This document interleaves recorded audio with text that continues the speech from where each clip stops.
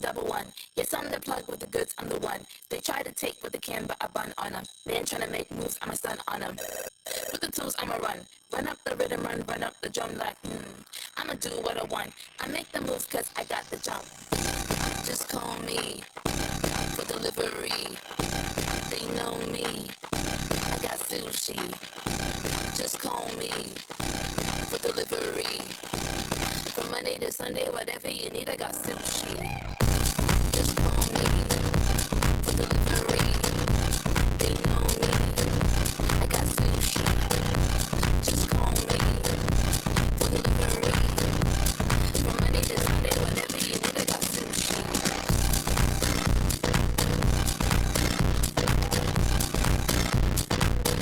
I got sushi.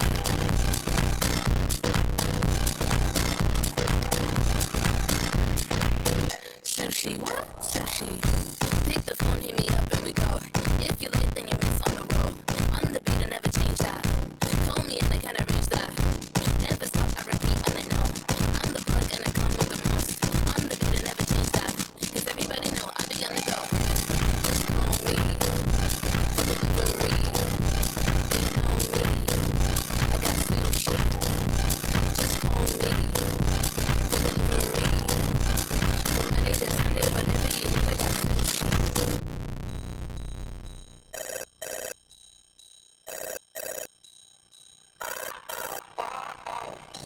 Hi, American Ramen Restaurant. Hi. I would like to order some sushi. Can I have some Morimaki Rainbow? Edamame and sashimi. I want spicy noodles too. Do you have bubble tea? Yes, we do. Got the bag, and I'm here with the business. Got the bag, and I'm here with the business. Got the bag, got the bag, got the bag, got the bag. Sushi, what? Sushi. Just call me for delivery. They know me. I got sushi. Just call me for delivery. From Monday to Sunday, whatever you need, I got sushi.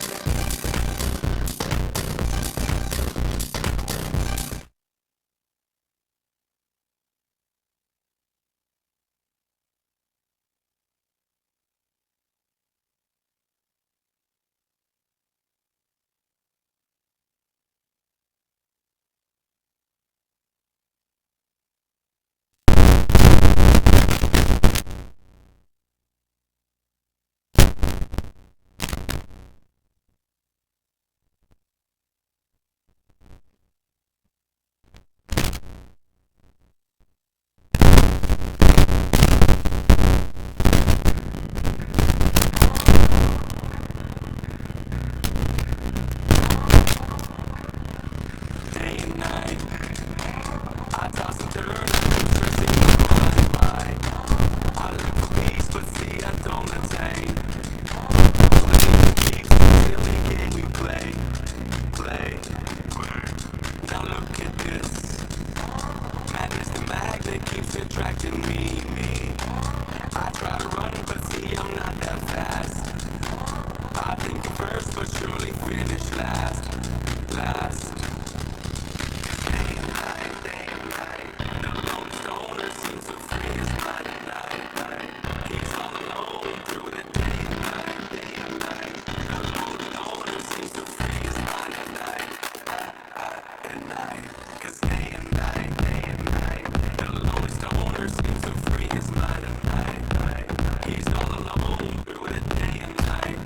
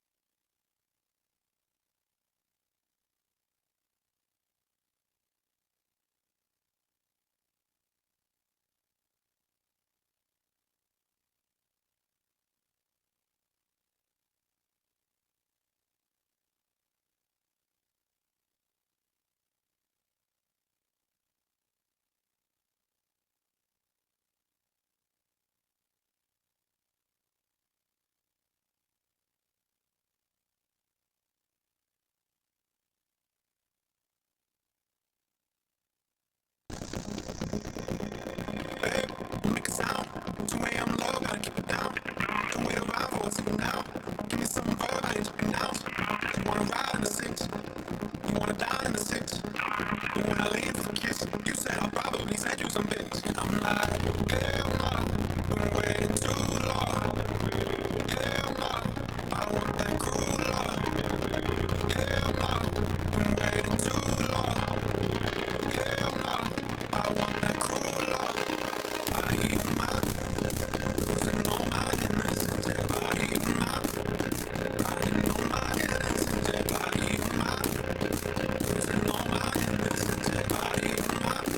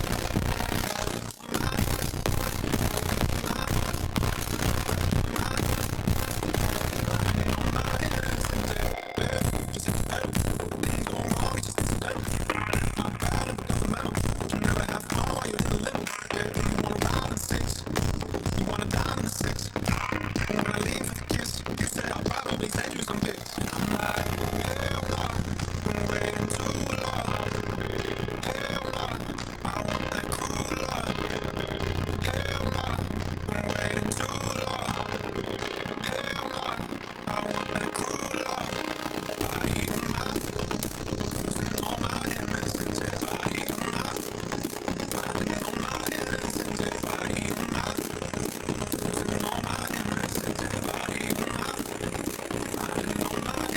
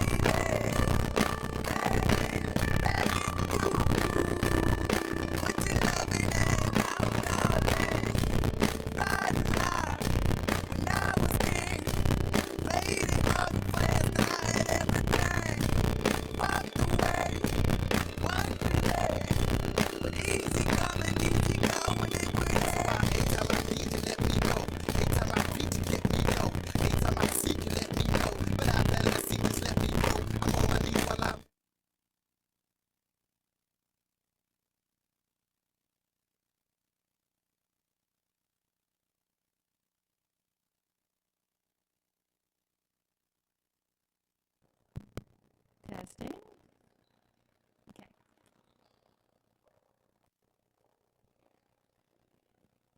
Hello? It's working. All right, one more thing here.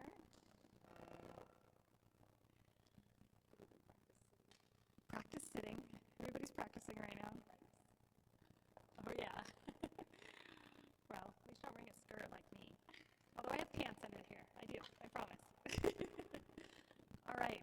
So I think we're going to get started. And I'm just going to pull up some notes here. I'm not just texting texting other people while we're getting started. Give me 1 second here. Just get myself situated. All right. Okay, we are ready. So, hi, everybody. Thank you guys for coming. I'm going to start out just by introducing myself and this place before we actually get to hear from our special guest tonight. So, my name is Angela Johnson. I'm the co-founder here at Fabric. And let me tell you about Fabric first. So, Fabric stands for the Fashion and Business Resource Innovation Center. It's a mouthful. But what it really is a fashion incubator. And what that means is that we're trying to help people who start fashion brands by providing them with all the resources that they need under one roof. And those resources are pretty vast. We do a lot of things here. We're trying to make it so that you don't have to go to LA or New York, and you don't have to have a degree, and you don't have to hire a production manager, or you really could just do a lot of this yourself. And we're a nonprofit, and so we're trying to make it more affordable for people to start as well. So most of our services and programs are actually below market rate, and a lot of them are free. And that's the basic overall concept, but let me tell you a little bit more. So we like to say we're democratizing fashion, and that just means we're trying to make having a fashion brand more accessible to everyone. So if you're sitting here right now and you have a good idea for a sewn product, or you've always wanted to be a fashion designer and start a fashion brand, then you should be able to. You shouldn't have to go to design school, hire a whole team of people before you're ready. You should be able to access resources and get a little guidance on really what you need. And I like to say it's kind of like building a house. If you were going to build a house, there's some things you need, right? You usually need a project manager. You need to find the wood and the concrete. You need to have like the architectural blueprints, and you need to make it move through the whole process and, flawlessly without everything going wrong. And designing clothing is kind of the same thing. It's architectural. You're creating something from scratch, and you have to source all the materials and trims, and you have to know the order that everything happens in, and you have to get the blueprints done, and all of that. So it's really similar, and by being able to do that yourself, you're saving hundreds of thousands of dollars from having to go to school or hire somebody to do that for you. So that's really what we're trying to do. And not only do we help people with design services and manufacturing services and the guidance, but we actually help people with business startup and branding and marketing, and we have a directory of all fashion businesses. We have this event space, we have photography studios, we have classes. It's like, you name it, we probably do it here. And we have been here since 2016. This is actually a City of Tempe building, and we get to use it because the city is amazing. They understood the vision, and they wanted to help us. So they allow us to use the building, but it's not free. In exchange for using the building, we actually provide free and discounted programs and services. So it's a win-win for everybody. You get free and discounted programs and services. We get to do it here in this building without paying $600,000 a year. We do pay utilities, maintenance. We had to fix up the building when we moved in. It was a pretty heavy investment, and this is much bigger than it looks right here. It's actually a whole nother level upstairs, a whole nother level downstairs, and even a sub-basement. So there's a lot to take care of here, but thanks to the city, we could pull this off. And by providing the free and discounted programs and services, we've actually donated to the community over $6.7 million worth of give back. And we report that to City Council, and that's how we earn our stay here. So it's been a win-win since we've been here. So some of the free things: become a free member, because you can take advantage of some of the free things. You can actually put your business in our free directory. You can use it just as a fashion lover if you want to find designers, if you want to find photographers, hair, makeup stores, like everything fashion related is in there. We also have a classifieds where you can post jobs and find jobs. So if you're looking for a job in the fashion industry, you can go there. We have a newsletter that comes out once a month where I tell you everything I know about that are fashion business opportunities. So if there's a free class, if there's an event you should participate in or attend, those are the kind of things that we share. And you can share your news in our newsletter too. So if your business is doing something we should all know about, send it to me. I'll share it to the rest of the group in our newsletter. So there's all kinds of really cool things that you can do for free, like these. So these behind the scenes happen every month, the last Thursday of every month, where it's free networking. Hopefully you guys have been meeting each other and mingling, and afterwards we're going to do that as well, but also learning. So we have a different expert, somebody from the industry, come in and share their story and tell us something about their journey and like something about what they do so we can all learn from them. So there's all kinds of free things. Then we have an apparel entrepreneur membership too, and I'll tell you about that in a second. But those are the kind of things that we're offering as give back. And our free membership, you can do so much, and then if you want to manufacture with us, you need to become an apparel entrepreneur member. The apparel entrepreneur membership actually has what we call a roadmap built into it. And the roadmap contains $70,000 worth of resources in it. So it's basically a step-by-step software.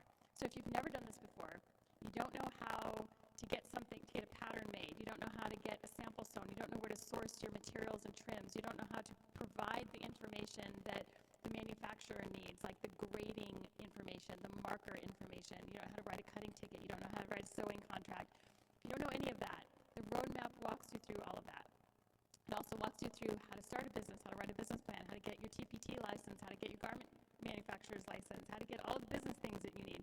It walks you through branding, marketing, getting sales. It walks you through producing a fashion show, participating in a fashion show. It's literally everything.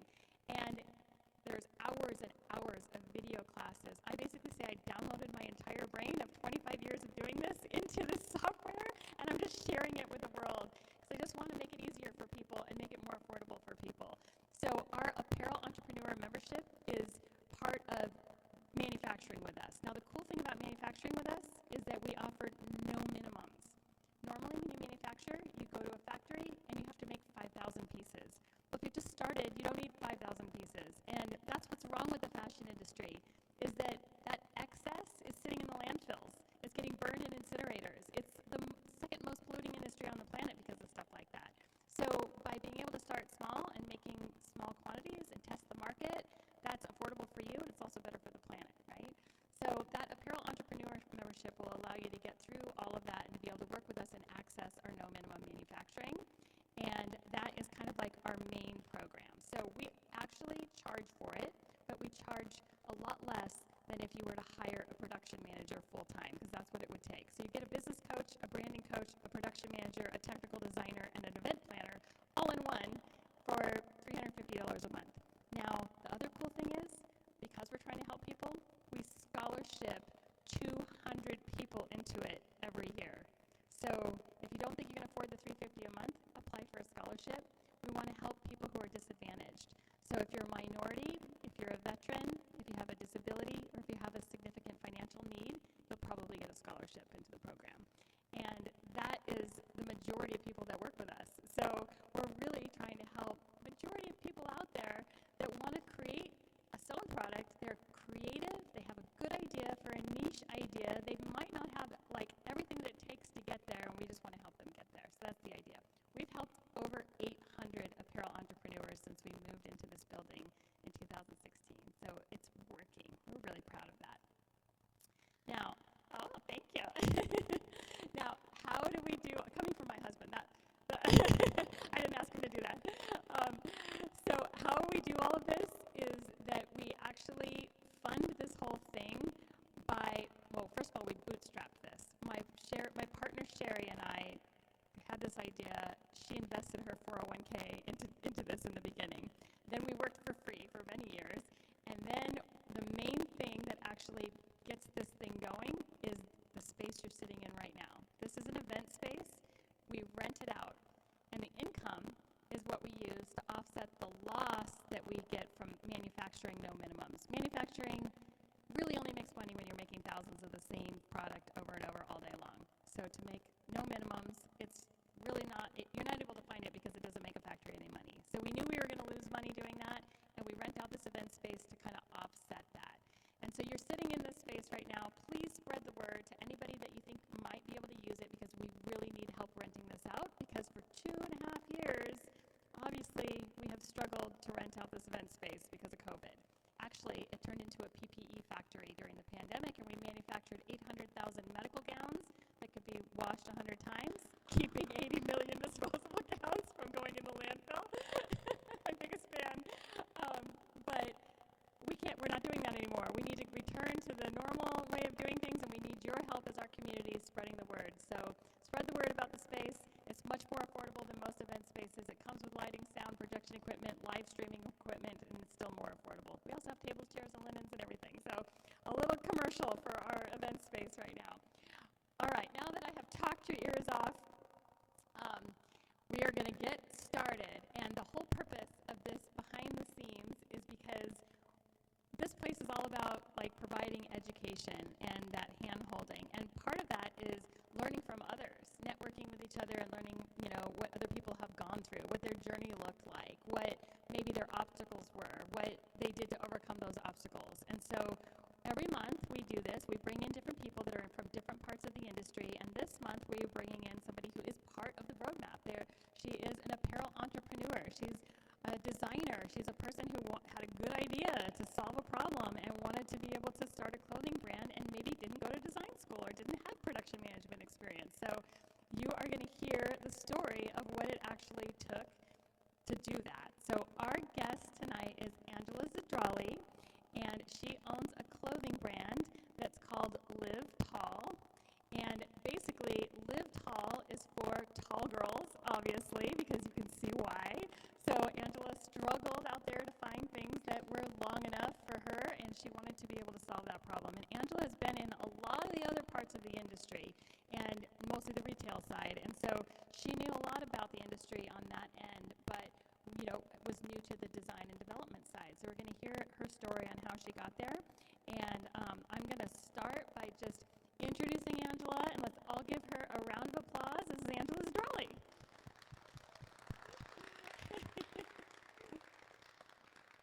Okay, first question, and I want to go way back because I think it's really important to hear the journey.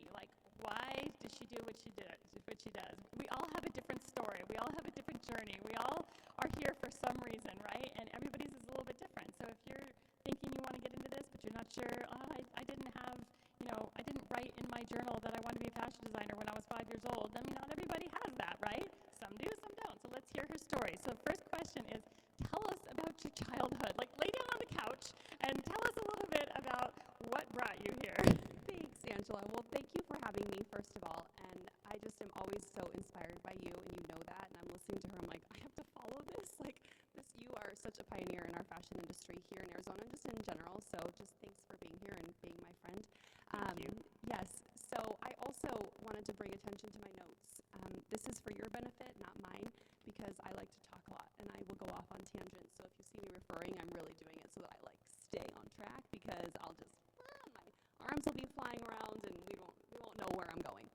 So, anyways, my childhood, fortunately, is a very typical, stable upbringing. I am actually born and raised in Arizona, so I have lived here my whole life. I'm a desert girl through and through, and one of the biggest things, actually, that I attribute to having a fortunate childhood is my parents.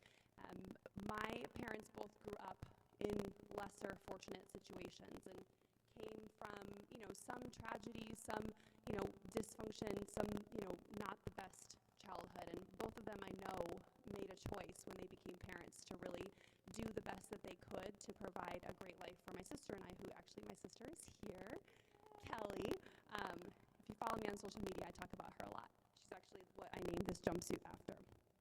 So I don't take that lightly. So my childhood was filled with, friends and family and holidays and activities, and so I grew up dancing, and I actually loved dancing. To this day, it's probably what I miss the most in my childhood, was being able to perform. I was in a really great dance company. I started when I was 3 and then stopped when I was 15. If you can guess why, I was too tall. Wait, back up. What kind of dancing? All of it. Jazz, tap, ballet. We competed. We performed multiple times a year. I really loved it, and it was definitely like my life. Multiple times a week of practice and all of the things. I didn't know that. Are you still good at dancing?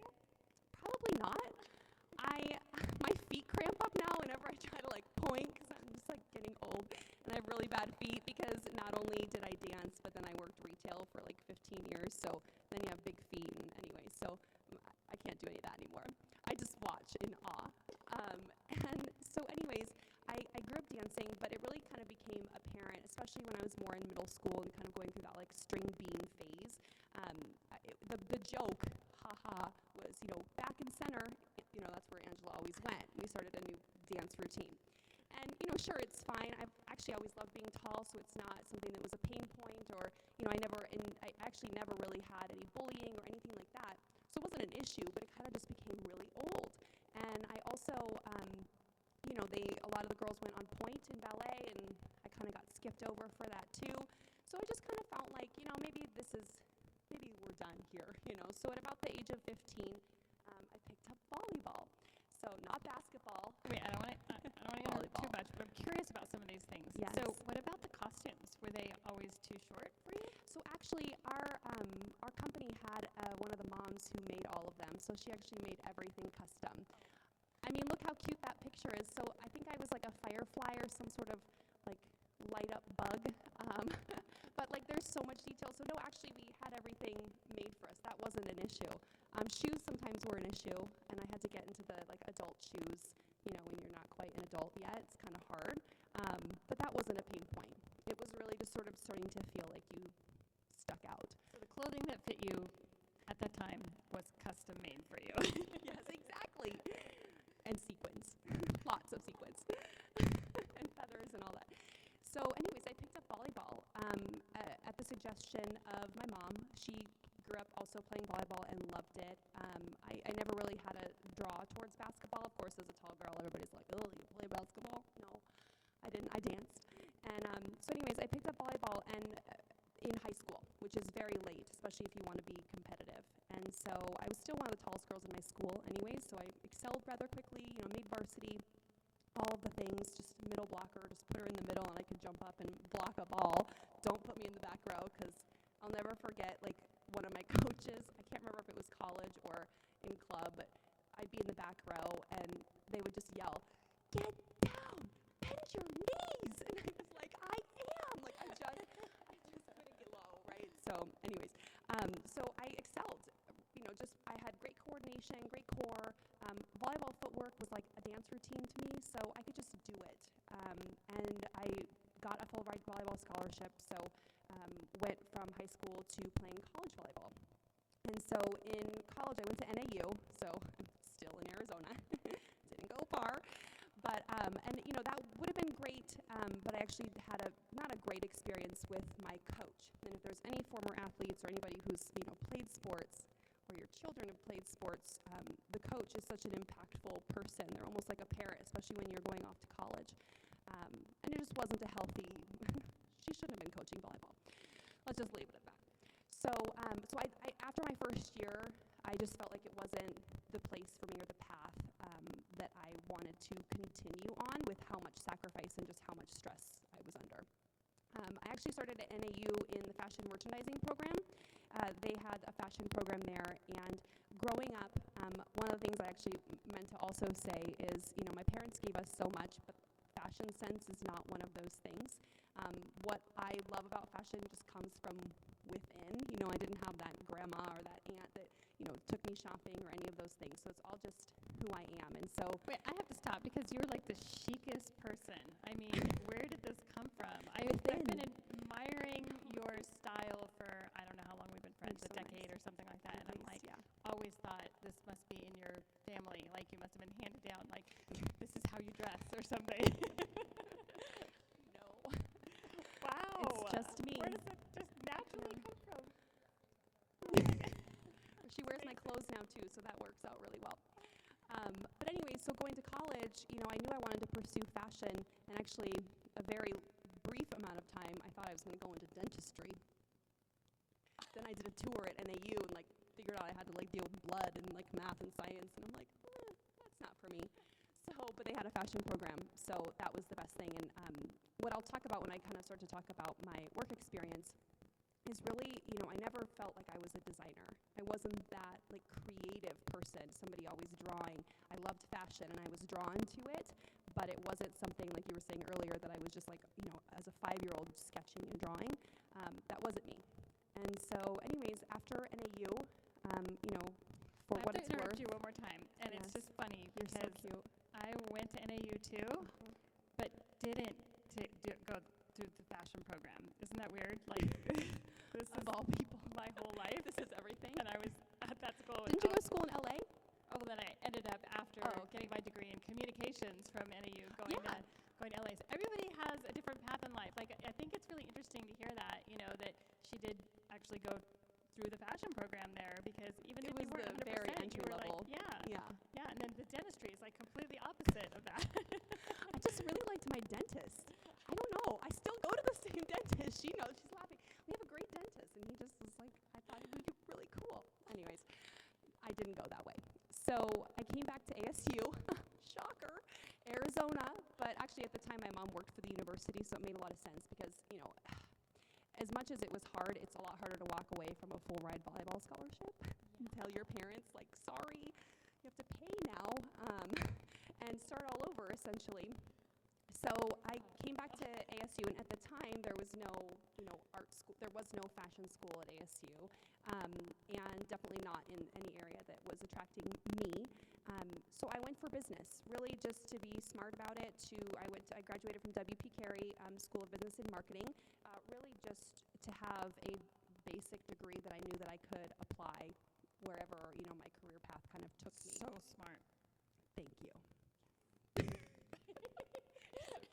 So that was also my mom. Well, she worked for the university, so she was very, helped me kind of through that process. So, so I graduated, with my marketing degree, and then actually before I start, because then I talk about my work experience, I'll just tell you these pictures really quick, just so that you guys can have some context. But obviously we talked about the cute costumes, and my mom saved all of those too. I have a handful of them that are ready for my daughter to play dress up in. Yeah, it's really cute. So they're all little, the elastic's a little crunchy now, but oh well, she'll like it. Obviously that's a picture of me. That's high school volleyball. And then the picture on the top right is my mom. And so I just love that picture because it just shows her nice long legs. And, this is the 80s. I guess you put kids in trunks. I don't know. But I have lots of questionable pictures like that. I was like, okay, I'm glad I turned out okay. But the one in the middle is actually this photo. I never really saw, it's not like today we see digital imagery all the time. But I didn't actually see this picture until I was a little bit older or remember seeing this picture. And when I saw this picture for the first time, that's when I realized how tall I was. Because those are all my best friends. I'm 2 heads taller than all of them. I'm 5, okay, in that picture. And we're putting on a play. I think it was probably The Little Mermaid. And also, that child that's in the back that's also as tall, or actually taller than all of them, is Kelly. So we were tall kids. And that photo has always just really, I've kept it with me because it always just resonated that was I'm really tall, jeez. And then obviously just me being a diva in the cowgirl hat. But what I also, last picture with my sister, and obviously that's my dad up there too. I just thought that was such a cute family photo. But the picture down here is actually the sleeveless turtleneck outfit. And I actually just launched a sleeveless turtleneck bodysuit this winter, and I kind of laughed at myself because I was like, oh, I didn't realize the inspiration went way, way back for that piece. I just thought that was funny. I've looked at that picture 100 times. So there it is. But anyways, so then you can go to the next slide. So I commuted when I went to college. I didn't have that experience of a sorority, or I didn't even walk. You were share pictures of graduation. I don't have any pictures of graduation. I really focused on my career and working. And I also my husband and I have been together for 20 years. So we started dating when I was graduating high school. And yes, and we're Jagala, by the way. I know you guys have your nickname too, Ryangela. Yeah. So we're Jagala. But yeah, so I just had like a different life than like an on-campus college life. So I started working, first started at Starbucks, which I loved. But then when I really wanted to, again, just get that like fashion experience, like what better idea, if you don't know exactly what you want to do, just surround yourself with clothes. So that's when I started retail. And boy, retail hooked into me and never let go. I barely made it out alive. But that was like the next, decade of my life. But so I started in sales, and I've literally held every retail position and done every single thing, from being a store manager to being the one scrubbing the baseboards to being the one selling in the fitting rooms, loss prevention, operations, visual merchandising, whatever, all of it. And I did a lot of that at Ann Taylor, worked my way up into management. And so while I was also in college and working at Ann Taylor, I obtained an internship, which is so important when you are just trying to get experience in the industry, when you still kind of are trying to figure out what it is you want to do. And I got an internship at Kate Spade in New York. Yes. It's still one of the best 3 months of my life, because it was just that time when I was in fashion, I was being independent, I was just surrounded by everything that I loved all the time, including Kate Spade. And so I'll talk a little bit more about her and Tory Burch, because they really influenced me today in my business. But she was my favorite designer. My mom was like, talking about internships. She's like, if of all people or all things, where would you want to do an internship? And I was like, Kate Spade. So I just got on there and Googled it, and they had internships. It wasn't that easy, though, because I had to be a very annoying person and constantly following up, to the point where, it started off with being very polite to basically this lady named Kathy Schreiner in HR, typical New Yorker in these huge glasses. I just love her. But it would be like, hi, Mrs. Schreiner, this is Angela Cully. I'm calling from Arizona, to be like, Kathy, it's Angela. It's like, that's kind of like the level that we got to, just because I followed up so much. Because who am I? I'm this random person from Arizona who wants to fly out to New York City for a full-time unpaid internship. Like, after being a manager at right. another. I wasn't a manager quite yet. I was still in like a supervisor thing.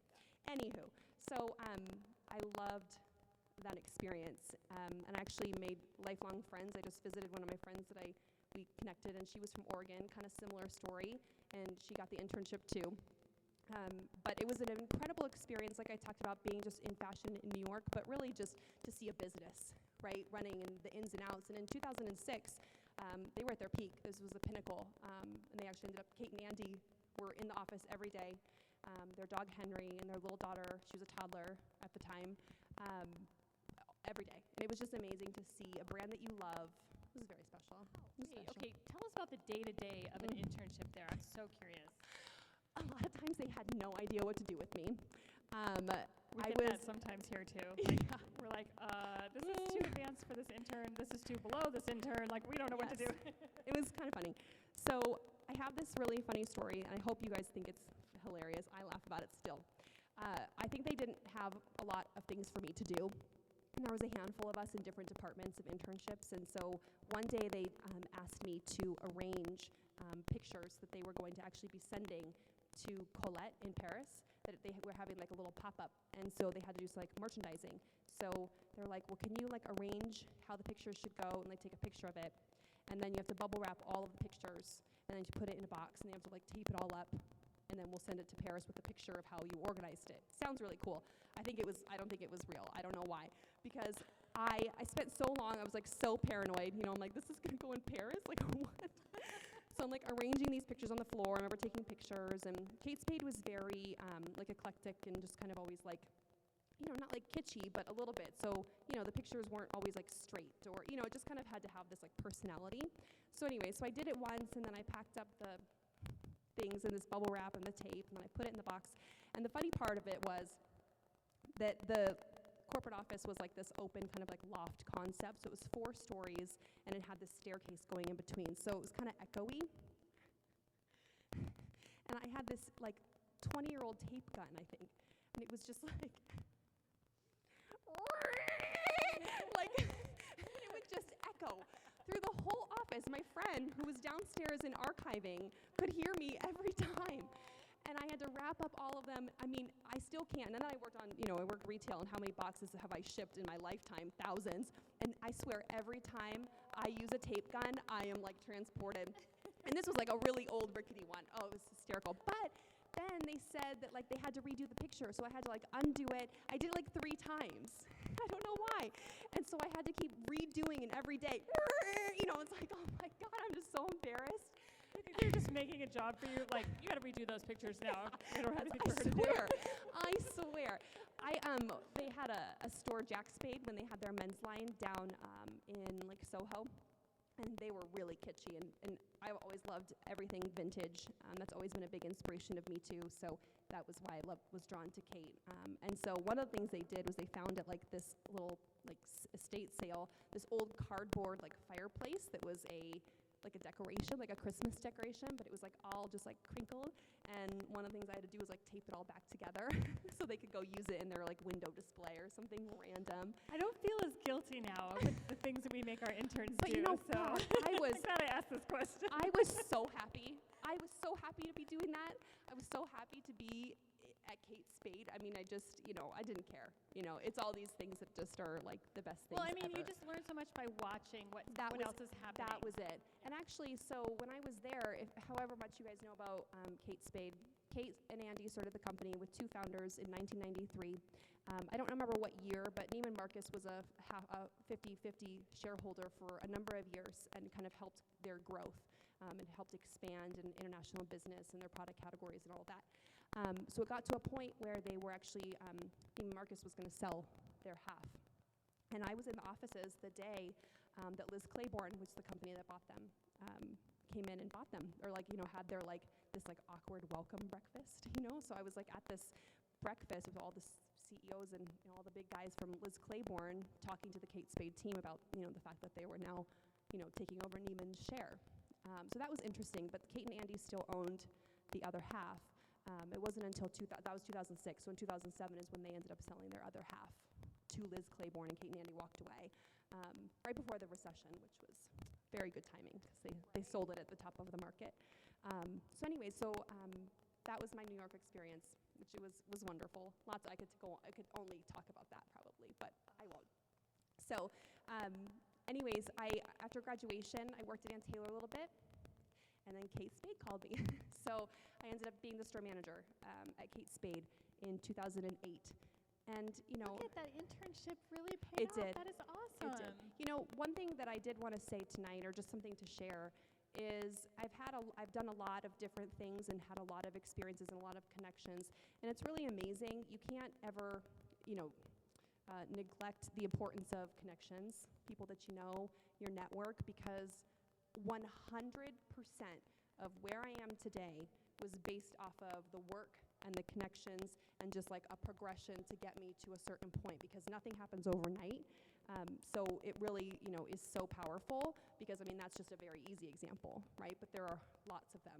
You and I are one of them too, right? Totally. Right. And getting your foot in the door, even in an unpaid way or a minimum wage way or whatever, is always the best start, because it pays off later. I mean, the company you work for or you're volunteering for, if they ever need to hire somebody, they already know you.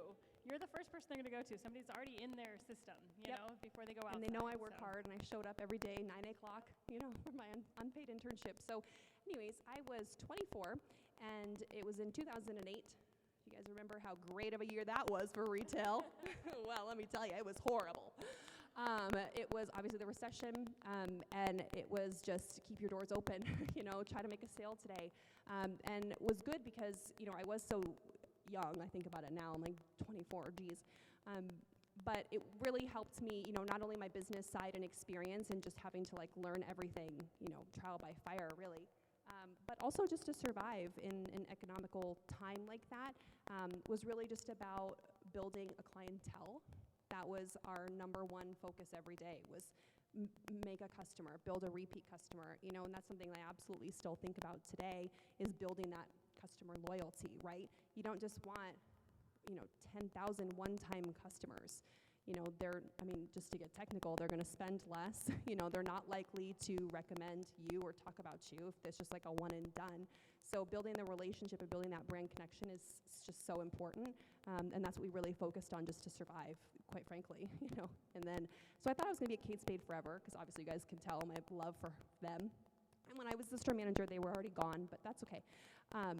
And so anyways, then Tory Burch came, and I wasn't going to go anywhere. I loved Kate Spade, but the new store was opening. So Tory Burch started in 2006, and this was 2010. And so it was the 25th store, and Tory Burch was starting to become, you know, you start to see all the Riva flats and all the logos on the shoes, and you're like, oh, this new cool brand. So it was a really, really great opportunity.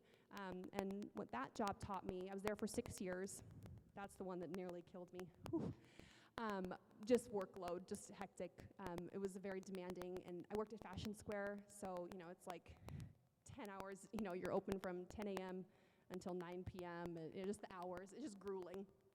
So, but anyways, I took this opportunity, and it really helped me get more connected to the community through my businesses, because being a new store, you really had to, like, you know, tell everybody, hey, we're here, and establish, you know, your clientele and your presence. And so I loved that for me, because it was able to kind of expand my network and my connections and the people that I knew and that I worked with, and just kind of broaden my horizon. I did a lot at Tory Burch.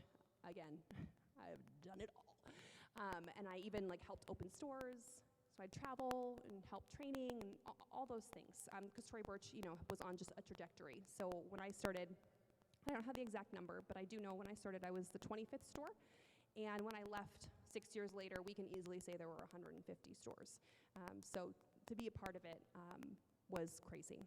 And so one thing that was very impactful to me now that I didn't know then was really the business side and the success of Tory Burch, because, and this will resonate with you or anyone who's started a business. We used to train and say this, and I would say this like all the time, and it never really dawned on me how ridiculously rare this is. But Tory Burch, in her first year of business, turned a profit. Okay, just remember that. Like, that's good for you. Trying to make us feel bad? No, that's just like unheard of. It's unreal. It's unheard of, right? Because there's just so much startup cost. And what I really realized about Tory Burch was just she started everything, you know, like as a machine, right? She had a design team. She had a production warehouse. I mean, they had their own thing in China, like just for them. So she had this whole team. She had investors. You know, even her first day of business, she had a boutique. That's how she started, and they sold out of their product on the first day. So, you know, that's lightning in a bottle, so not everybody's story is that way, but it's impressive to me, and I kind of look back on those things that I learned from her in business. Something else that she did that I actually incorporated into my brand, I just flat out stole it, you can tell the internet, is her logo. If you know the medallion of the Tory Burch logo, which we pretty much all do, and then oh yeah, it's up there. She created her logo so that she could use it on her product. So she created that really intentionally to be this like circular thing so that she could use it on buttons, on her shoes, you know, on all of that, so that you can see that logo and you know who it is. It's part of her logo, which I love, and I think, and I actually kind of incorporated that with when I created my logo, because I've always been in love with the stars. We always used to call them twinklies, and I'm always drawn to that. Some people are drawn to the sea or the mountains. I'm drawn to the sky. And, you know, I even like text friends who think I'm so weird. I'm like, look at the clouds today. You know, I'm a dork. I do that. So I have the stars in my logo, and that's really, really intentional, and it's so that I can also then take those stars and use them, which I actually have my next item that's being custom printed here. Is going to have the stars on there. I am building LivTall to be a lifestyle brand, so I'm starting with clothing, but I want to evolve and build from where I'm at into other product categories. And so, you know, same thing, like want to be able to use it on a button, do an imprint, things like that, so that it becomes one of those recognizable things as you see that little star logo and you know that that's LivTall. I just thought that was so smart of her that it always just like stuck with me. So anyways, okay, Saks, Fifth Avenue. Oh boy. So after 6 years of Tory, I was just burnt out. I couldn't be a manager anymore. It's a lifestyle choice, and after 10 years of this like hardcore life, I just had to do something else. I also didn't just want to be a manager, that wasn't where I set it off. I talked about not knowing what I wanted to do. I definitely didn't plan to have a 10-year career in management either, but when you're successful and you're doing well, you just kind of keep going. And not everybody has it, but I've always had a little feeling, a big feeling, that I wanted to do something on my own.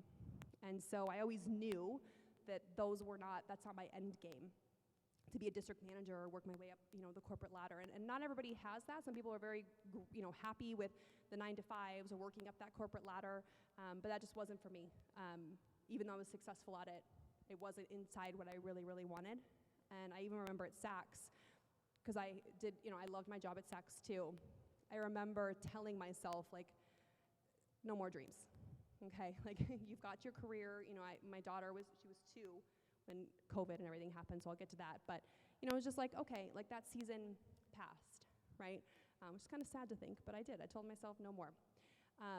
And so I started Saks just to basically get out of management, and not to get out of management. This was the best job ever. It was basically like the Devil Wears Prada every day of my life in Arizona.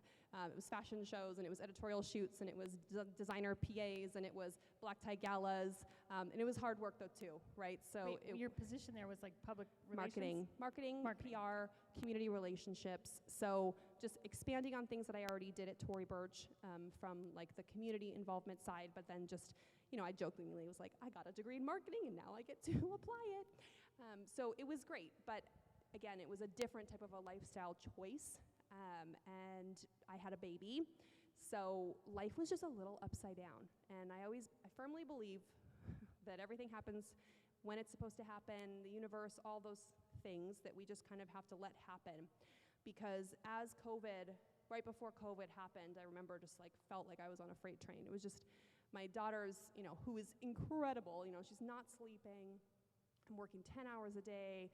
And it's like, Devil Wears Prada. Like, I have to be like dressed up every day. And if I don't have makeup on, somebody at the store is going to be like, no joke, you guys. Like, it is. And it happened to me one time. I came in to get my makeup done for a gala. Okay, so I don't have any makeup on. I'm coming to get my makeup done.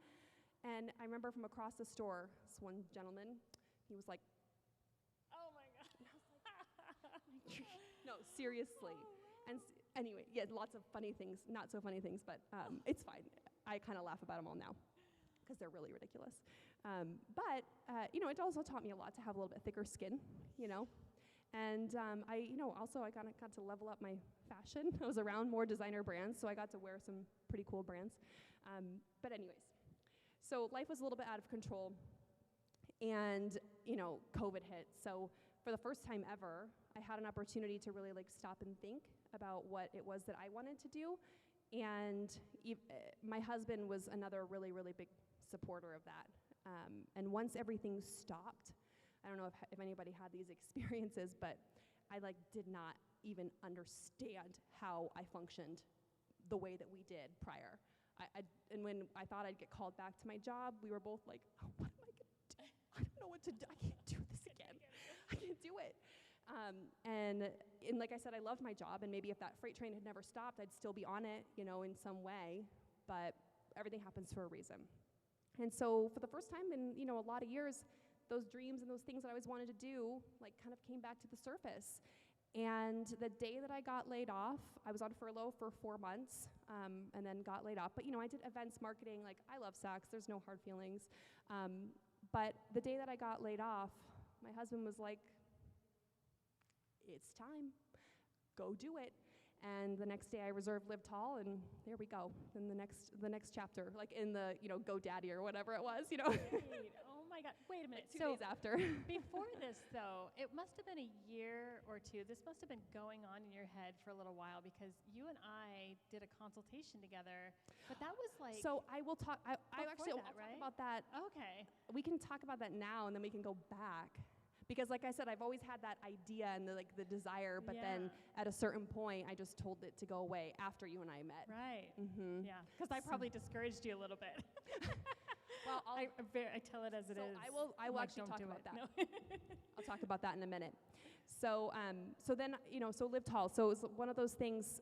I'm 6'1". Okay, I've got amazing tall women in the crowd too. clothing is hard. And even you guys, I just talked about the last, 12 years of my life that I spent around clothes every single day. And it was still a challenge. It still sucked.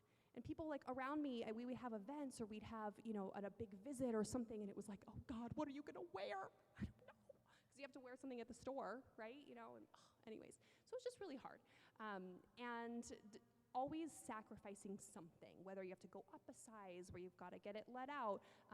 Maybe like everything looks really good, but like the jacket's just like right under your armpits and it's so annoying, right? Nobody knows, but you feel it. It's just uncomfortable.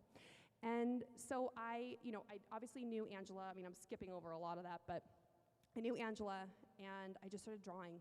And in September, we did our consultation for the second time. Because the first time we did the consultation, fabric didn't exist. Yeah, so that was one of the reasons why it didn't work for me, because, I'll talk about that in a second. There was nothing. And so 10 months later, I launched a line, and there's absolutely zero way that I could do what I did in the amount of time that I did if it wasn't for fabric, if it weren't for the resources. Because like you touched on earlier, like I've done a lot of things, right, but all on the retail side. So I didn't do, the design side of it. It's a completely different world. Things I didn't know anything about and had to figure out, like a crash course.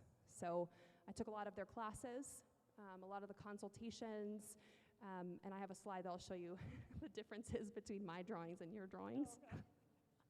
Oh my God. Yeah, like I said, I never identified as a designer.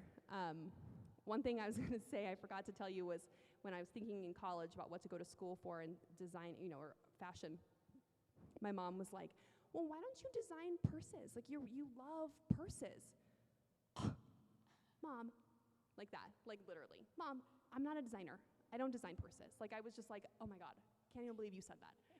Right? And then here I am today. So I still sometimes have that imposter syndrome. I'm okay, I am, I guess. But anyways, so that's my niche, right? I know, and the beautiful thing about tall women is that we are all connected by that same experience. It doesn't matter if we are sporty, if we're trendy, if we want to, be, classic or feminine or whatever that looks like. Whatever your personal style is, when you're tall, we have the exact same experience because we can't find what it is we want to find. And so I knew, there was an opportunity because somebody who had access to clothes still struggled, right? So I know, like, we all struggle. So I just started drawing poorly. No. And like I said, I leveraged connections, I leveraged my experience, my business side to be able to build this brand. I can't explain it any other way, but when you just know. And when it's right. And when timing is there, it's there. And it's just go time. So actually go to the next slide and I'll show you when it wasn't go time. So this horrible drawing over there. Okay, so I actually, in my head, I did do a little bit of designing when I was at Tory Burch. So it's not like all of a sudden, just because COVID hit, I was just all of a sudden drawing. I had ideas, like I talked about, and always that feeling that I wanted to do something on my own in fashion. And so I had this inspiration for a swimsuit cover-up. And if you can see in the top right, it says September of 2013. So that's kind of when I just started, but as you can tell, it's not so great. So at about that time, I knew Angela, obviously, and I don't know if I knew you offered those classes, but I might have just asked for your advice, and you said, hey, I can offer you these consultations. So we did a consultation, yes, and it was like the very beginning of like, you don't know what you're even getting yourself into. Do you remember what year this was? 2013. Oh, it was that year. Yeah, okay. because this was when I had the idea, and I was kind of like, gonna do it, and I had my name, my brand name, which was different than LivTall. We were on the board of directors for the Fashion Group International of Arizona together with another Angela. Let's shout out to Angela Keller, because we were Angela crew, all on the same board together. I know, so crazy. So crazy. But I remember you talking. You came up to me after one of the meetings or something and said, I've always kind of wanted to start a clothing brand, and I know you do this, so maybe we could talk sometime. Yeah, that's it. And so I, had the consultation, and I did have a contact, somebody who was helping me, but it was all just like this middleman with all these things happening overseas. I just didn't know what was going on, and I would randomly get like an email back, and it would be like this tech drawing, and the communication was really poor, and I just didn't have a handle on it. I didn't have a grip. I didn't know what was happening, in between those emails. You don't know what you don't know, so I just felt like I don't have a grip on this at all, and I was busy, and it just kind of like... And then the time difference and the language barriers and all of that. I remember I paid like $100 in shipping for them to send me some swatches, like... And I remember getting like a Ziploc baggie. It was like this big, and it had these like poly silk chiffon little like strips, because it was for this guy. But anyways, and I just remember I was like, this isn't gonna work. Like timing is everything. But the funny story about this is, and how are we doing on time, by the way? I don't want to be like a rambler. Okay. No, you're good. Because this is inspiration. So anyways, this is obviously my drawing, and then once I came to fabric to create LivTall, this is Angela's rendering. A little better. Well, okay. It's a little better. You took the classes and you executed it like no one's business. I have to give her props because she's not giving herself enough props. So she came in never having learned that. She just figured it out on her own, tried it. I mean, nobody's drawing is going to be great when they've never had classes. And she took a lesson on how to draw a flat. And so that was my, I think, drawing with you for the lesson or something. Yeah. And then like the next time you came in, you had all these flats drawn for all of your ideas, and she had done a beautiful job. And I was like, oh my God, like you literally had one class. You did amazing. So give yourself more credit, because they're getting better. Impressive. But we're getting there. It's all a journey. But anyways, I was at Tory Burch at the time. Obviously, that was in 2013, and but in 2012 I got married, and I was packing for my honeymoon. And I had, so Tory Burch has like big caftans, like all these beautiful swim items. And there was this beautiful turquoise and marigold caftan that I bought to wear on my honeymoon. And I had a turquoise swimsuit, and I was like very excited. We were like, doing the whole bougie Hawaii honeymoon. And so I just wanted to be like flowing and, cocktail in hand and all of that. And so I remember I bought the caftan, and I tried it on. And I came out, and I was like, what do you think? And he was like,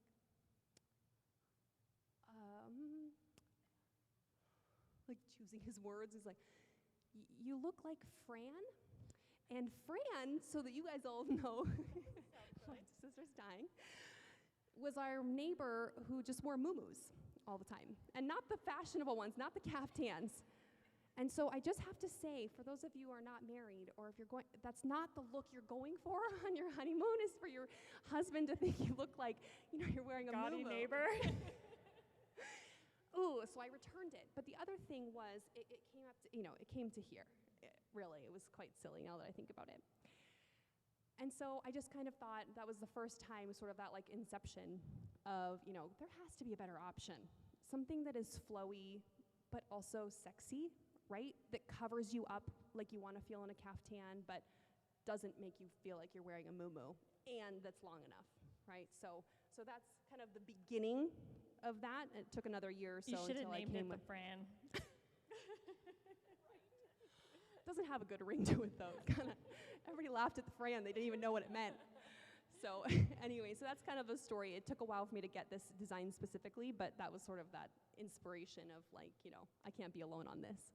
So anyway, so that's sort of just the progression. And then, obviously, I'm so proud of this piece. I'm so proud of all of it, but I just think that progression is hilarious. Says a lot. Do you want to go back to this or go to this one? No, because I guess I can tell you pictures. Those are just my collections, but this was from the first collection, so I launched last July, and I had 6 pieces. I have since launched 2 others, 2 bodysuits, 2 different styles of bodysuits. I've got 2 more, being printed right now and cut, so, you can't speed up the process. It's a process. So those are next to come, and then working on some new pieces for fall too. And then the one in the bottom center is actually from Phoenix Fashion Week. So those are actually the 2 pieces in production right now, and they're custom prints. So at Arizona Fashion Source across the street, they have this incredible digital printer where we can actually create custom prints. And going back to my inspiration from Kate Spade and from Tory Burch, I've always been drawn to prints. I love them, and it's something that I feel, is also going to be like a differentiator with other, tall brands, and something that I can be more known for, something that I want to incorporate more. So that was really fun. We got to do the little community night, and Angela, has been so supportive. And I know that I'm working hard, and she wants to support that, which means the world. And it really is, like I said earlier, it's all about your connections and the people who you surround yourself with that can lift you up and just be there at the right times when you need them. So, anyways, that's LivTall. And then I was just going to show you also another business that I started out of COVID. I have a consulting company, so just leveraging other experiences that I've had. This is also something that I thought about doing years and years ago. Actually, I meant to show you. This is a journal that I've had for like forever, since like 2005 or 2006. And when I was in New York, I was being very creative and New Yorky, and so I was like drawing and had ideas and put it all in here. And then I was getting it ready, and in the back of it slipped out a piece of paper, and I had a business plan for a consulting company. I don't know, maybe 2009 or 10. It was way before clothing. So anyways, those are two of my best friends from Saks, a makeup artist and another stylist. And we did a lot of things together, events at Saks. And another friend of ours kind of told me the idea. She was like, have you ever thought about like doing styling or anything? Because after I got laid off, a lot of people reached out, and which was very kind. Are you okay? What are you gonna do for a job? All of those things. And that was one of them. And she had said, you'd be really good if you did that. And I'm like, well, I kind of thought about doing that years ago.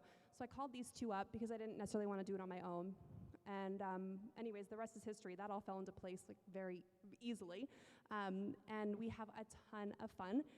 So we work on like a referral basis, and we just like do special projects for existing clients. We've gotten a lot of referrals too.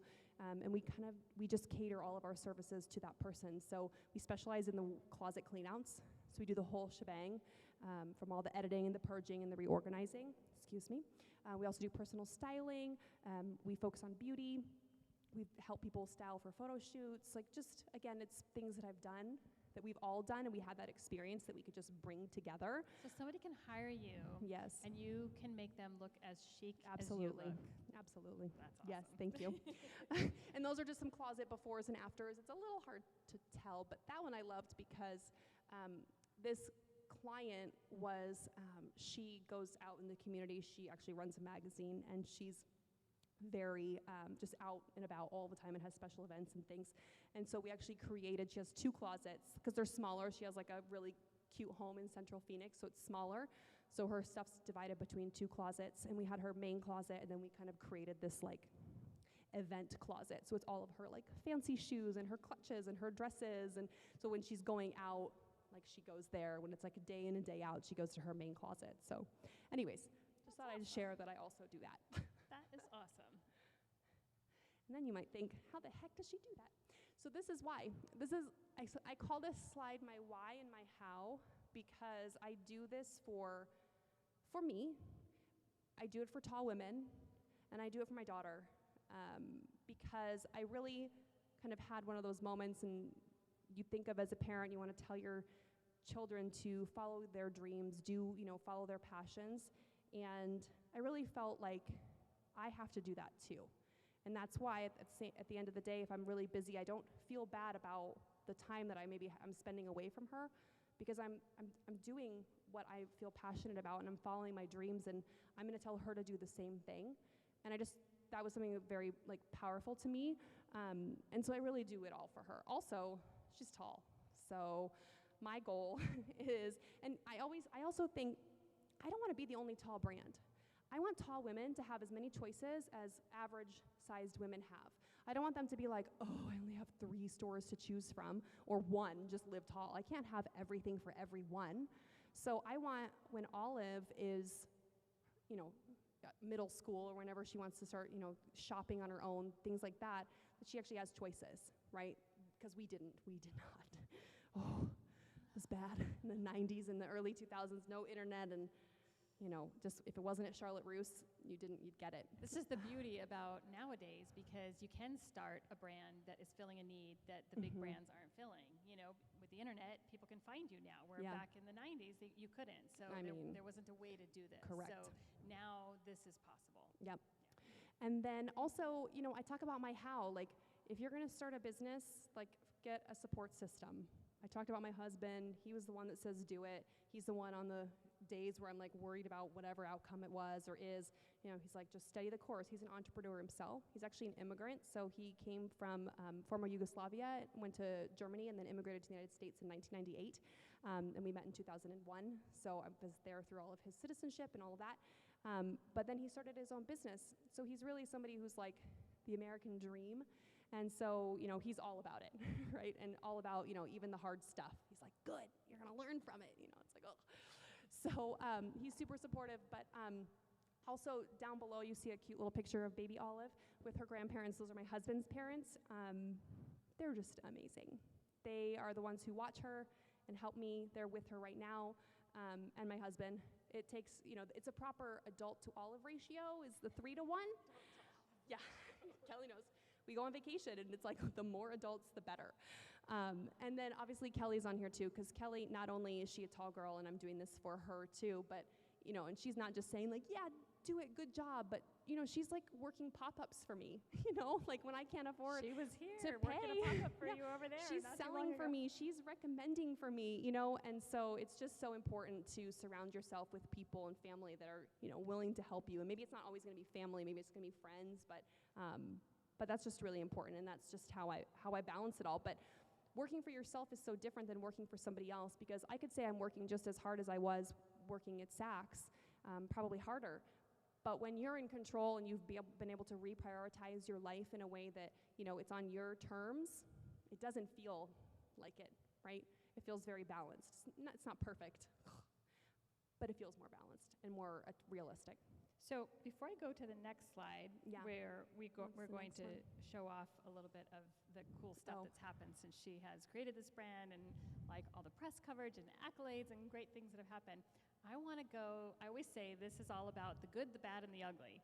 And so I want to hear a little bit about the obstacles. Like, what have you had to overcome on this journey? What kind of obstacles are there in starting a clothing brand? I mean, there's so many, we could be here for hours, but Yeah. just pick a couple, and then what you could give advice to other people on how to navigate that. So 2 biggest things. Technically speaking, fabric sourcing is the hardest thing on earth for me. I am not the brand where I'm just doing sweatshirts. So, you know, I've found like one fabric, and that's just all I'm going to use, right? Every item is a different fabric and different trims and all of the things, and you have to sample it and you have to test it, and a lot of times you do things online, and you know, especially during COVID, you do everything online, and you get it in and it doesn't work, and all the time spent that you've already spent research, it's so hard. So that is probably what I feel is the most inefficient use of my time right now, because I have to find something different for each item. And it's just been the biggest learning curve for me. And even like we went to the LA Textile, so Kelly came with me. Okay, wait, so And that was hard. If you don't know what that is, so normally when you start a clothing brand and you work with a manufacturer overseas and you're meeting big minimums, they are probably sourcing your fabrics for you. Yes. They're giving you a package, here's like everything, but that's why you have to make 5,000 pieces, because they have sourced your fabrics, they've created your patterns, they have done Right. all the work, and you haven't had to really do anything, but they own all of your intellectual property. You'll never know where they got that fabric. Right. And that means if you ever leave that place and you want to go work with another factory, you have to start from scratch. Good luck finding the same fabric, you know? So sourcing, so when you're making small quantities and you're doing it domestically, you're responsible for those things. You have to find the fabrics, you have to find the trims, you have to figure out where the thread is coming from. Like thread. literally every single component Yes. to make this garment. And so traditionally what you do is you go to a textile show.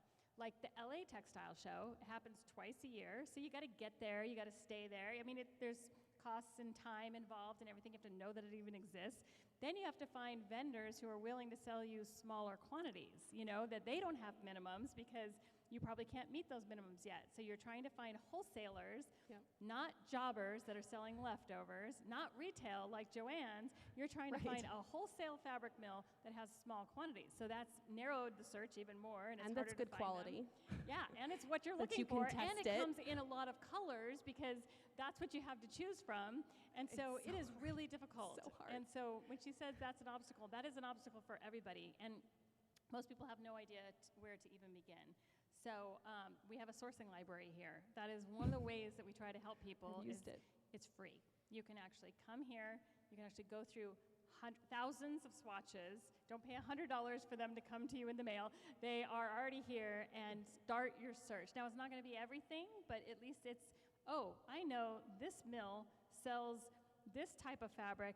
It's close to what I want, but it's not exactly it. I'm going to call up the mill and see if they have something more to what I'm looking for, and that's the idea of that sourcing library. So Yep. did you find yourself using the sourcing library? Did you think it's helpful?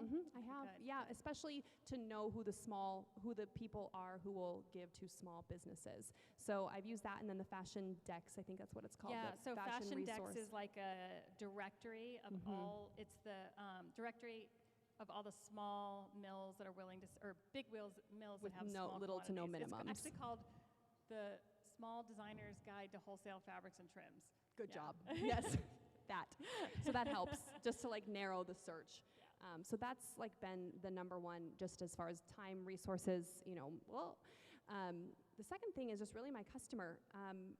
There's been a lot of tall brands, even since I've started, because with any niche, right, and as a small business, it's hard to survive.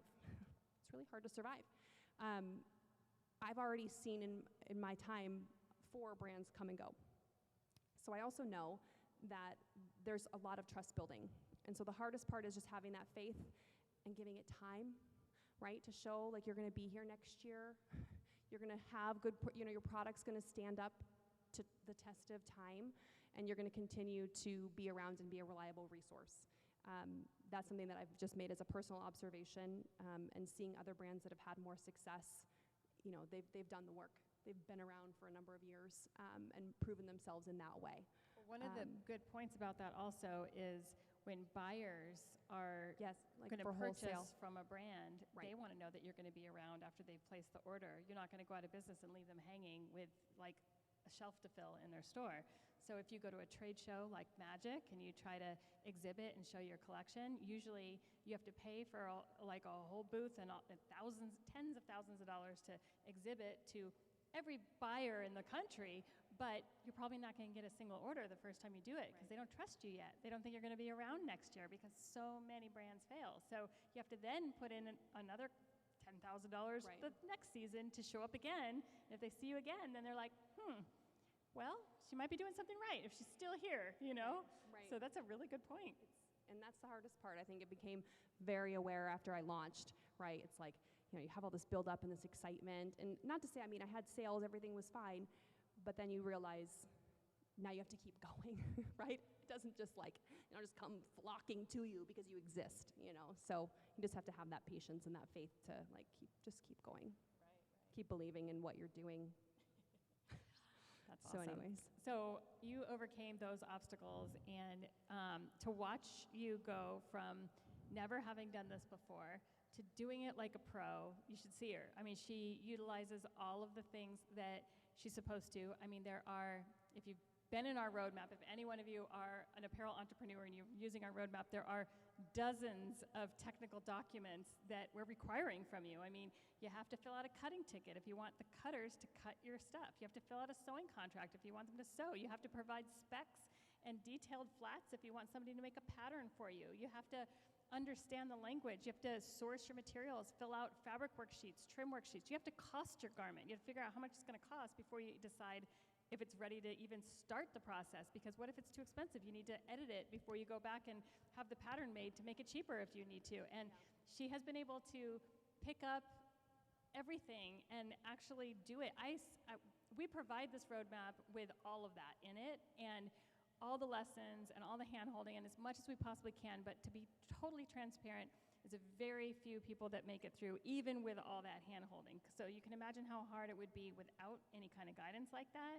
And so, it's a big funnel, and who makes it through is a very small stream.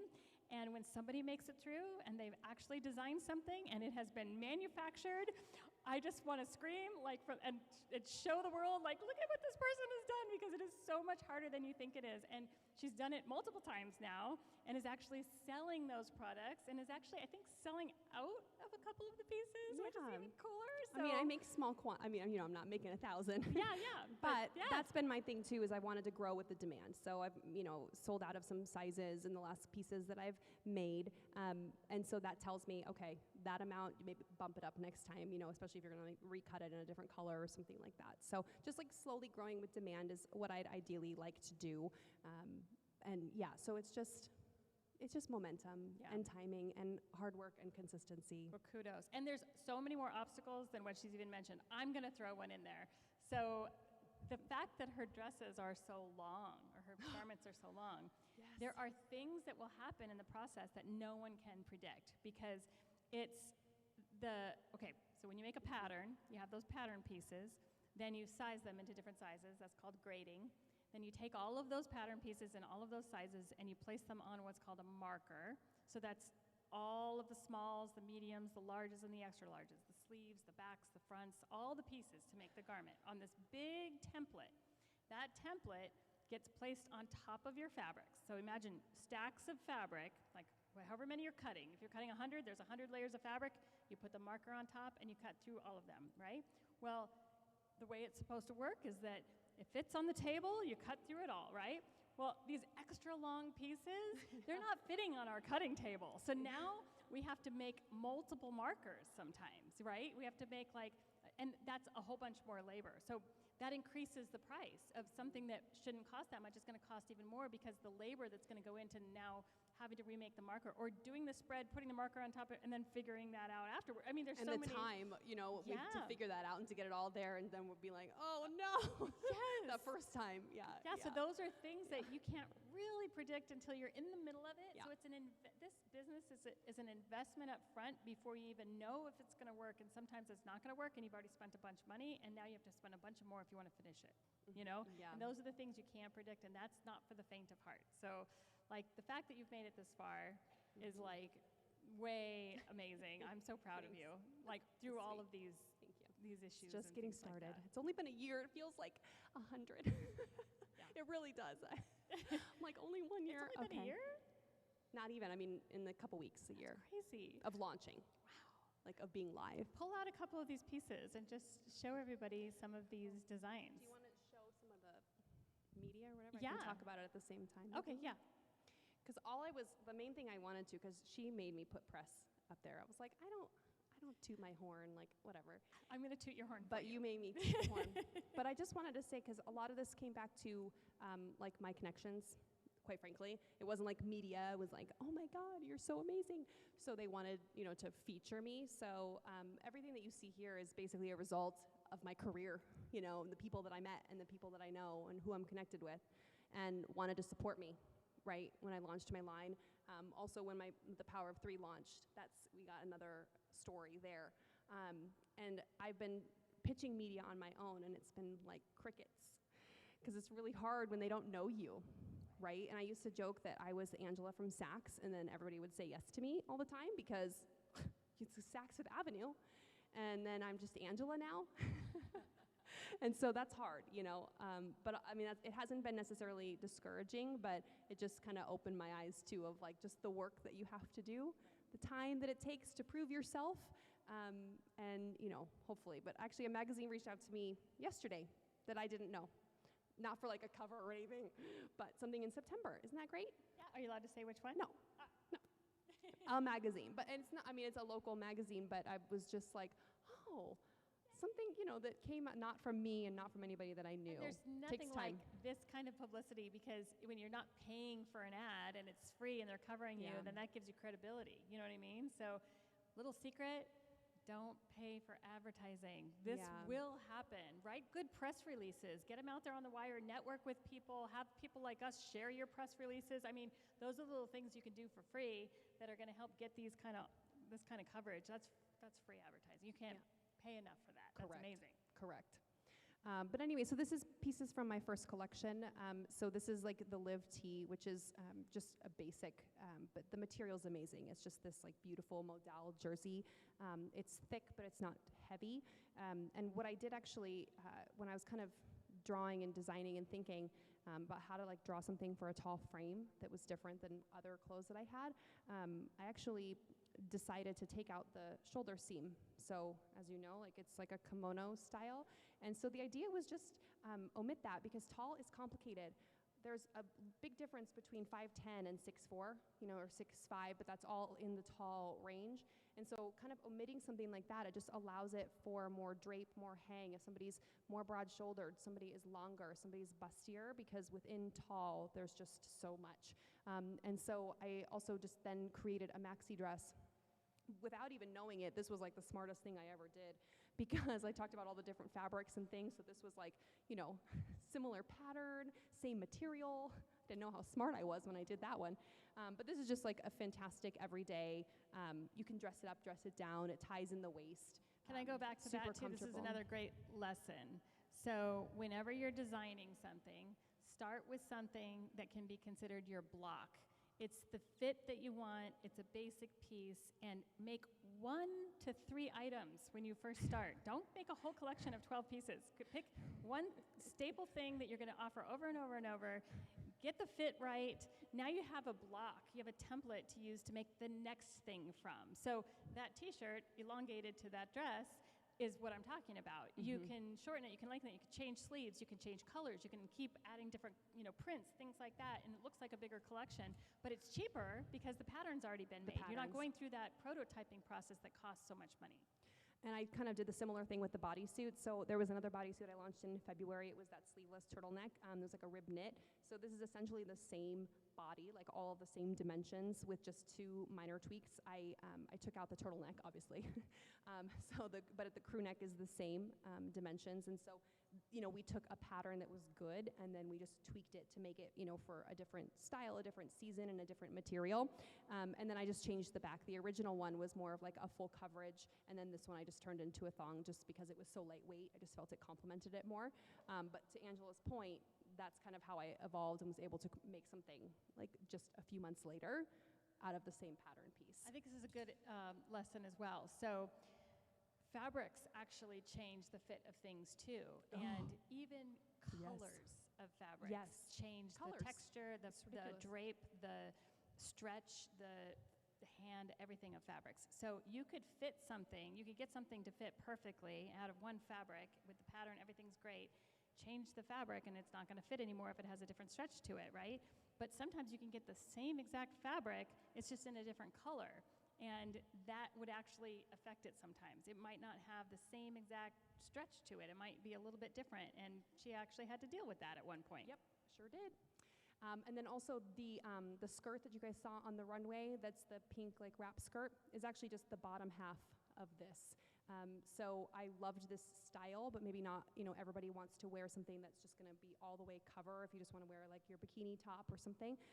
So I used basically the bottom half of this pattern to make, the next skirt. And the next go around. These are so cute that people who aren't 6'5" or whatever want these now. I've so sold now them. You're making them for the rest of us, right? So that's a little inside scoop. But yeah, I made a pattern in a regular size. Oh, yay! I did, yeah. But I'm just planning, I'll probably work on more like wholesale approach with that, with both, go to, it's maybe, resorts, things like that, possibly trade shows, but not till next year. With both sizes, both lengths. That's awesome. Yeah. And then we have, custom printing and all those things that we can do here. So it's kind of one of those pieces that's like a bread and butter that I know we've made it before. We know how to make it. It's like more or less locked and loaded, same material over and over. Yes, so. And then with the printer that we have, you can like print on demand. So as people's orders come in, then you can print the one that they want and in the size that they want, and you can change the color if you want. You can just offer this same thing in hundreds of prints and colors. You can print it a solid color if you want. You can just order a white fabric and just print whatever color you want. So technically, that can allow somebody like Angela to compete on a global stage because big brands, like you don't find H&M with a million color options of the same dress, but technically she can do that. She can take this dress and offer in any color that somebody wants to order in it if she wants to. That's the beauty Can't of give technology. away all of our secrets. We're giving away secrets. That's what this is about. So anyways, and then I think the last slide was just, I mean, those are just all the outlets that I work on, and just for exposure, I started YouTube just so that I could also give like in-depth product reviews. So any new launch that I do like a whole try-on session, and so if somebody wants to have some more information before they buy it, you can go there and see the item. And then obviously Instagram, so Marissa's here today, you can wave. Marissa's my social media manager. This is my manager skills talking, but you delegate or you die. And I delegate social media expertise to this one because as an online business, you have to do it. It's non-negotiable. And quite frankly, I am not instinctually good at social media. I'm very aware, I'm very dialed in, I know what you need to do, but to execute it. So she's helped me from the get-go. Amazing. Yeah, you're good. I didn't even good, realize right? that you We're a had good somebody. team, I was like, too. Angela, you're good, but you're good. Exactly. Whoop, whoop. But just giving ideas and staying creative, and being able to, plan out, okay, and this is when we have the launch, and this is when we're doing this event, and be able to plan out our schedule. And if it was just up to me, I wouldn't do it. It would be the last thing at the end of the day, and I'd be like, no. Do you use all your business skills that you learned in business school to do all of your like accounting and things like that, or do you like just contract that out too? Mixture of both. Mixture of both, but I do most of it. That's good. I do. It's great to be able to use some of the skills that you learned in Absolutely. other areas of your life. I mean, these are all things, so your life happened for a reason. Everything that you did added up to help you with what you're doing today. Yeah. Sounds That's amazing. LivTall. Awesome. One last question I always ask everybody is, and I think we're just looking for some cool sound bites, but what do you think of fabric? What do you think the importance of fabric is? Well, for me, fabric is my opportunity, right? You're giving opportunity to designers who didn't have it before. We've always known that there's, fashionable, stylish, an industry in Arizona, but you're now like the center of it, right? You're creating it. And even before I came working for you, I was always just so impressed by that. And so I just think they're creating opportunity because That's a perfect way to say without it, I wouldn't, I'd still be, I don't know where. I'd be figuring it out still, right? LivTall, coming soon. I love that. I'm so glad you were forced to work with us because you are one of those people that we're just like, oh my God, you're doing it and you make us proud, you make us look good. So we're honored to have you as part of our whole thing here. Thanks, So Ange. thank you so much. Thanks, Ange. Well, I just want to give you a huge round of applause because like you're amazing. We're so proud of you. Good job. And you can shop for Angela, support our local designers. It's so important that she gets the support that she needs to keep going because the small brands, the startups, these entrepreneurs are the future of fashion. The big brands, like I said, they need to do things different. This industry is ready to change, and so it's people like this that we need to all support.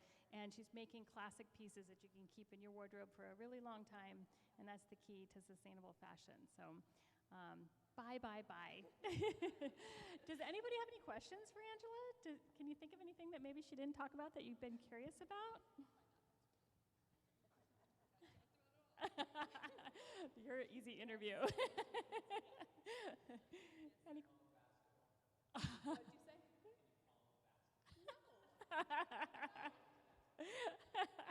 don't know if I've ever tried. Isn't that funny? Can you palm a basketball?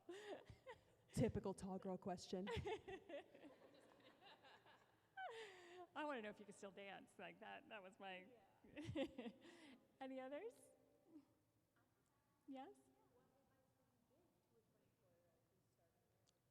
What advice would you give to a 24-year-old who's starting their own business? Work hard.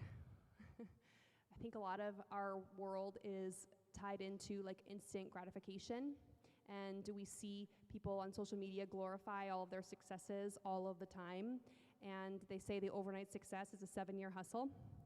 So at 24, you've only just begun, And you might not be on the right path at all times, but you just have to keep working and be consistent. And one day you'll look back and be like, oh, here I am, right? So it doesn't happen overnight. So you just have to work hard. So that might answer the question I had, but I was going to say, would you do anything different? You know, like, I know your path kind of took you to where you are, but... Right, so for that, I have to say no, but working retail was a tough life. I mean, it was good. It had a lot of fun moments, and again, But the connections... Yeah, no, that's why. I can't say I would take it away, because it would take a lot of that from me. But yeah, working retail was tough. Maybe you would have done it a little shorter. Maybe. Not as long. And if I had also known that, this is an honest answer, if I had also known that my days were numbered, maybe I also would have tried to meet a couple more people. You know, there's people that I know that I never met, or that I know who they are. You know, maybe I would have like pushed myself to network a little more, versus what kind of just came up and happened. And you know, build relationships take time. Maybe if I knew you got until February of 2020, maybe I would have done some things different. Yeah. Don't hold back on getting to know the people that you should meet and network with. So that's good. Any others? All right. Well, what I want to do is open this up for networking now, so you guys can all meet each other, talk to Angela. You know, maybe shop a little bit, maybe you can place a pre-order, but meet each other, because networking is what it's all about. And there are people in this room who are also in the same boat as you are. Maybe they're starting a clothing brand, maybe you could collaborate. She collaborates a lot. There's a men's brand called Heights Apparel for tall men, and they share things. They share booths together. They share, you know, resources and things like that. So collaborate, because these are the people that could help you, you know, move your business forward. And you know, that's a really majority of it is who you know. Yeah. All right. Thank you guys again. Enjoy networking.